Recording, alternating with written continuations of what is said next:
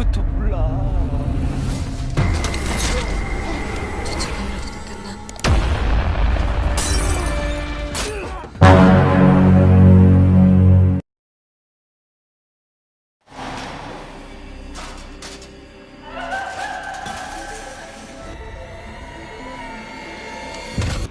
나를 Hari-hari Haijin dipenuhi dengan rasa trauma. Bagaimana tidak, ini adalah kali pertamanya ia membunuh seseorang. Untung saja ada Pildo yang datang menemani rasa bersalahnya.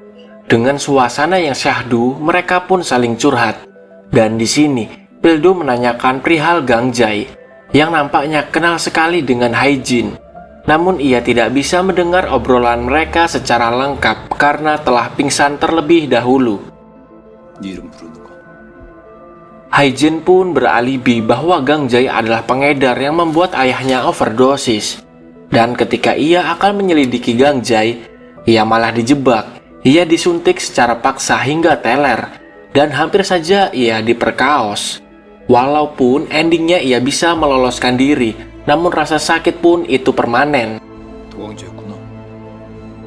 Pildo pun sangat kasihan dan mengerti kenapa Haijin bisa sampai melakukan ini semua.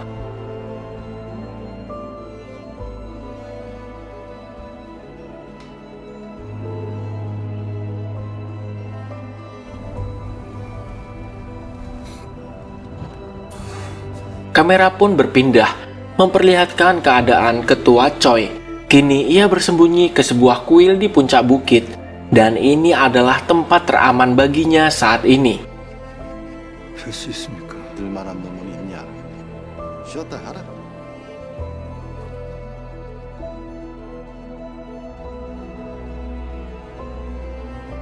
Beberapa hari setelah itu, Haijin menerima sebuah paket misterius yang bertuliskan dari Gangjai lah pengirimnya. Dan ketika dibuka, begitu kagetnya ia. Paket itu berisi foto ayahnya yang ternyata adalah polisi dan bernama Jonsu. Ia pun teringat ucapan sang kapten bahwa Jonsu adalah anggota mereka yang telah tumbang setengah bulan semenjak bergabung. Dan senjata yang diberikan dari ketua Choi juga berkepemilikan atas nama Jonsu juga.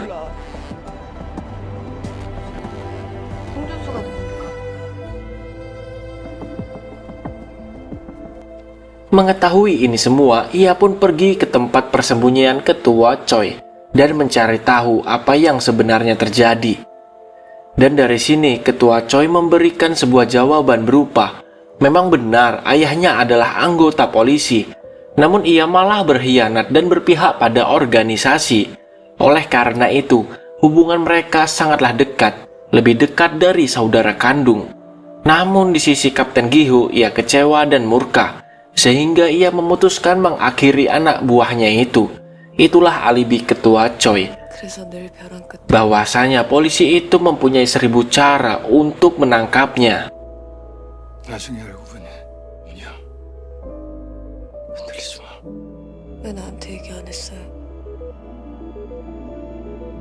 지호야. 자기 오는 동훈이 옆에 저새 대주야. 지호는 일을 끝내지 못할 것 같다. Karena merasa jika Haijin akan gagal dalam menyingkirkan Kapten Gihu, alhasil ia memerintahkan Taiju untuk melenyapkan orang yang terus mengganggunya itu. Dan tidak butuh waktu lama, Taiju menyelinap ke rumah Kapten Gihu. Ia menusuk beberapa kali hingga terkapar. Ya walaupun juga ia terluka, namun itu tidak berarti karena targetnya telah tumbang.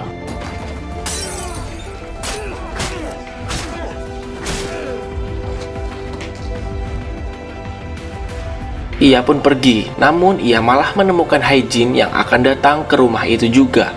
Ia pun bersembunyi dan melarikan diri sebelum ketahuan.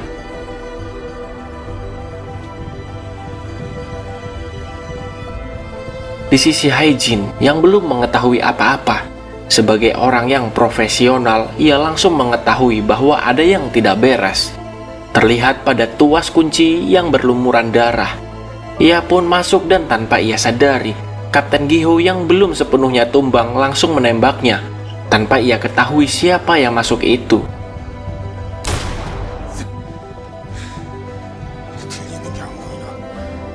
Haijin yang selamat meminta jawaban atas apa yang sebenarnya ditutupi selama ini.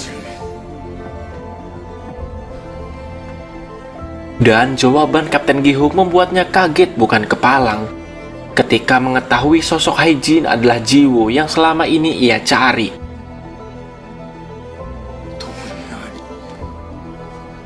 그치만 아빠는 당신을 배신했. 네가 어떻게? Dan dengan bukti yang Kapten Gi-hook miliki, ia pun memberikan semua data, semua informasi mengenai kebusukan ketua Choi dan fakta original siapa sebenarnya ayah Haijin itu.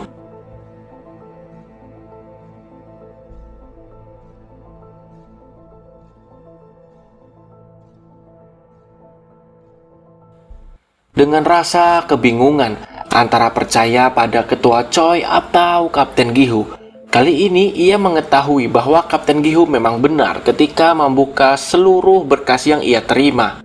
Sang ayah memang seorang polisi, namun suatu ketika penyamarannya pun terbongkar. Dan ketua Choi pun sangatlah kecewa atas sosok yang telah ia anggap sebagai saudara. Dan kemungkinan besar bahwa ketua Choi adalah jawaban dari apa saja yang ditandatanyakan oleh Haijin. Rasa kecewa itu pun menyelimuti kalbu.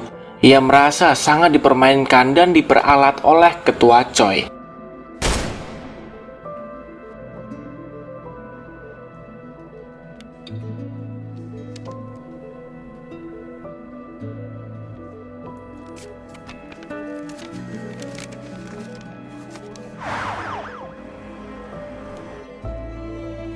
너하고 하고 싶은 남자일까 걱정도 하고 어쩌면 그런 못난 아빠지만 옆에 있어주지 못해서 미안해. 네 아버지는 싫어더라도 네 아버지를 죽인 총이다. 지금 바로 죽여. 속지 마라.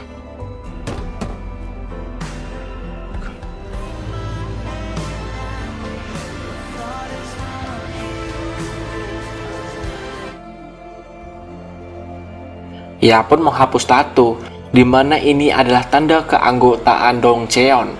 Dan ini pun membuktikan bahwa Haijin telah memutuskan keluar dari organisasi ini. Dan episode 6 My Name pun selesai.